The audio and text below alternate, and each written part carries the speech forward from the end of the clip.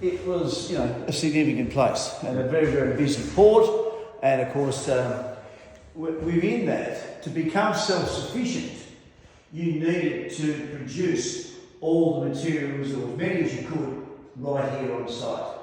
Right? Now, a lot of stuff that was produced here was then on-sold to other parts of the colony, such as the timber, the sandstone blocks, and the bricks, and the uniforms, the boots, and all sorts of things that came about, you know, for the various trades that were on here.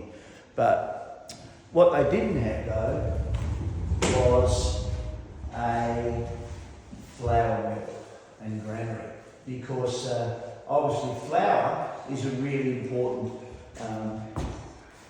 foodstuff, because you're going to use it to make bread, right? Bread, very important, bread, and you're going to use it to also for gruel. You've probably heard of gruel, convict style porridge, and also for cupcakes on convict birthday parties. Maybe that doesn't sound proper, does it? Anyway, so flour. So they decided to build this flour mill, and of course, to grow wheat and barley around here is not easy. You've seen the forests and the hills, so there wasn't really suitable places to grow it. So it had to be imported. But anyway, they went ahead and built this giant building, the penitentiary there. As a flour mill. And so when it was built, it was actually the largest building in the entire colony. Over 880,000 handmade bricks.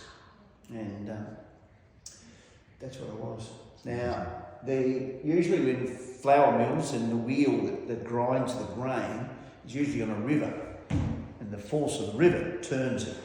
Here, it didn't have a river, so they had a sort of an aqueduct coming from the dams on top of the hill, and just the gravity-fed force hopefully would turn the wheel to grind the grain that they actually imported. But of course, there wasn't always sufficient force. So what do you do when... use the prisoners, use the convicts. So there was a thing called a treadmill.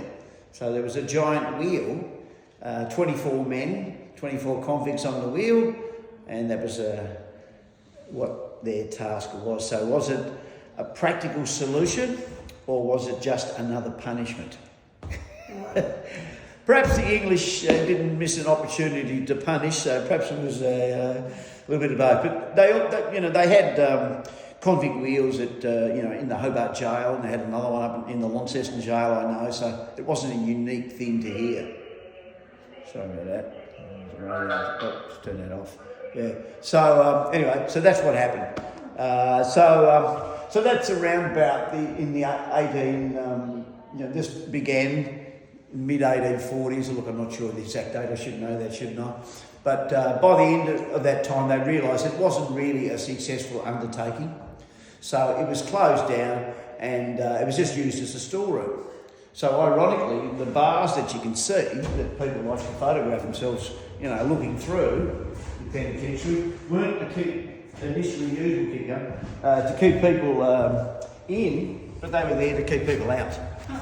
In case people, some of the dishonest rogues around here would want to break in and try and steal what was being stored inside the penitentiary. Yeah. So there you go. So after a few years, so in the early 1850s, it was decided then to turn it into the penitentiary. And penitentiary, of course, comes from the word penance, which is a religious term to pay your penance, pay for your sins. Mm-hmm. And certainly the men who were here were paying for their sins. Now, the convict barracks were on the other side of the site, wooden barracks, and very, very overcrowded. So to put them here, it actually fitted in with the philosophy of not only separation but classification, because they were classified depending on what level they were on, what floor. So we want to make our way inside now, if we can. Yep. Just step this way, please. Is this recording or filming me? Or You're going to have to remember that too. There we go. Yeah. All right. to the And it's up here. there you go. There you go. There you go. I can walk a Just a bit. bit of bump. There. But, It's good getting a private tour. yeah.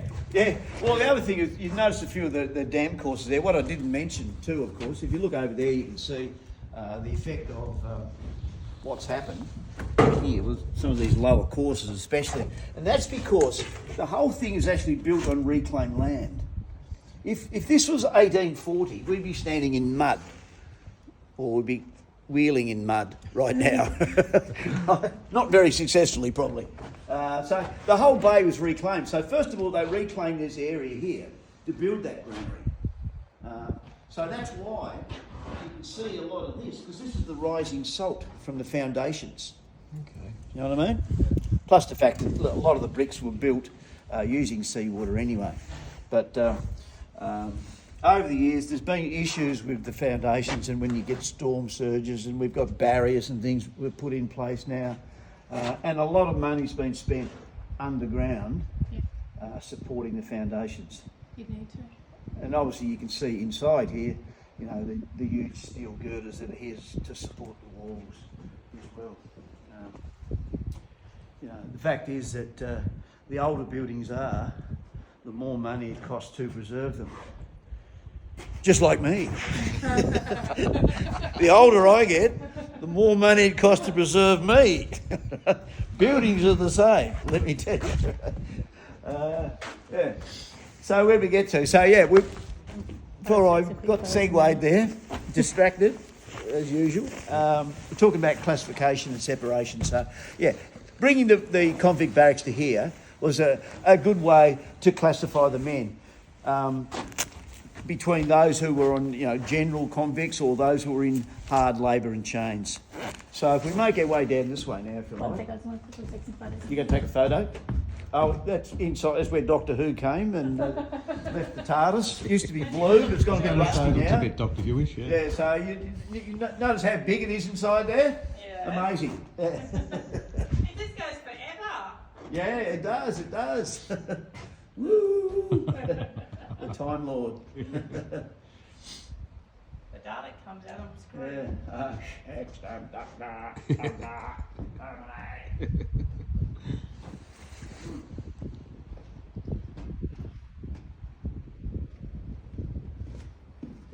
Yeah, so yeah, did I say over 880,000 bricks? I probably did say that. You did. Yeah, so It it was a was very large building at the time.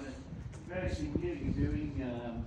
This is all this is lined with a limestone render, which you can see traces of in certain spots around the walls as we wander. The bottom floor was for men in chains, hard labour and chains. So they had jobs, in the quarries, on the roads, in the forests. They were in the gangs, and they wore a sort of a yellow and black uniform.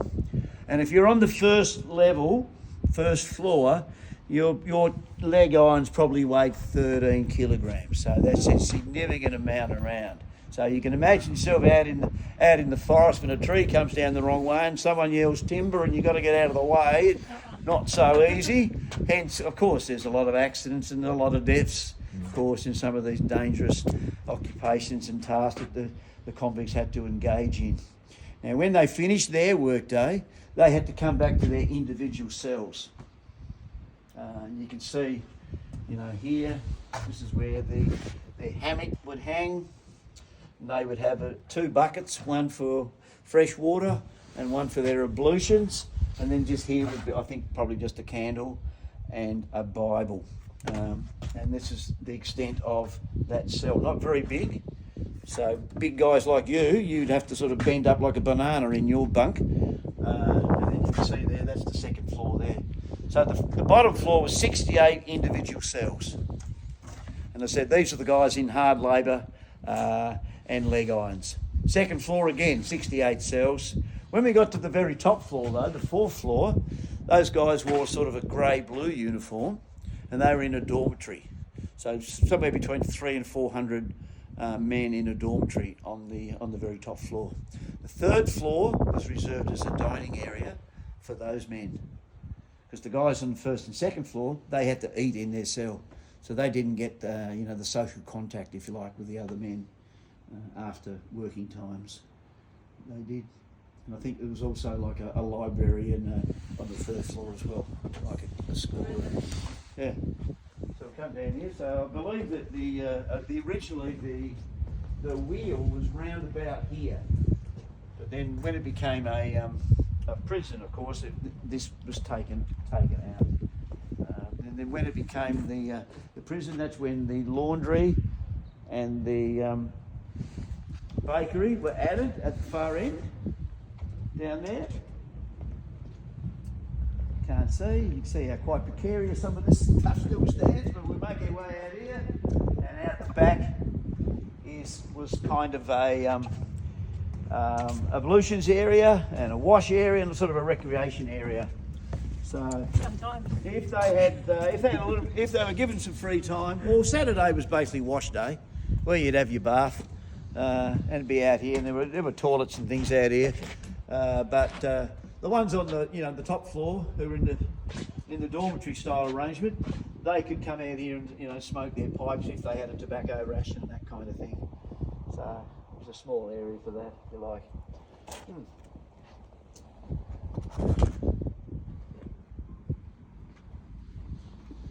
I can get out of here if you want. Do their business. I'll just finish up. I'll just sort of show you one more thing in here. Yeah. This is awesome. Oh, you probably wonder what happened to this place. Why is it like this? Good question. I can see you thinking. Why is it like this? Yeah. Is because of like nearly all the buildings here, they were constructed with shingle roofs, the wooden tiles. Now, in 1895 and 1897, there were two significant bushfires that came through Port Arthur. In fact, it wasn't called Port Arthur then, it was called Carnarvon, because they took the name Port Arthur out because of the convict connotations. But in New Year's Eve 1897, a huge bushfire came through and destroyed this place.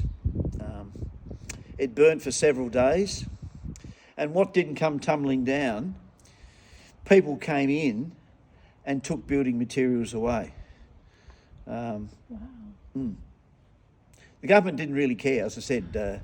When the prison closed, everything was put up for sale, and people bought the buildings and land, and it became a little village down here, a little tourist village. And the name Port Arthur was taken away and it was renamed Carnarvon, just like there's one in New South Wales and WA, I think, at the moment, or Queensland, sorry, because of that connotation with convict. So it was just, they helped themselves. We're left with what we have. Yeah. It's an iconic ruin, certainly the penitentiary. When you look at Port Arthur websites and postcards and things, this and the church are probably the two most recognisable buildings.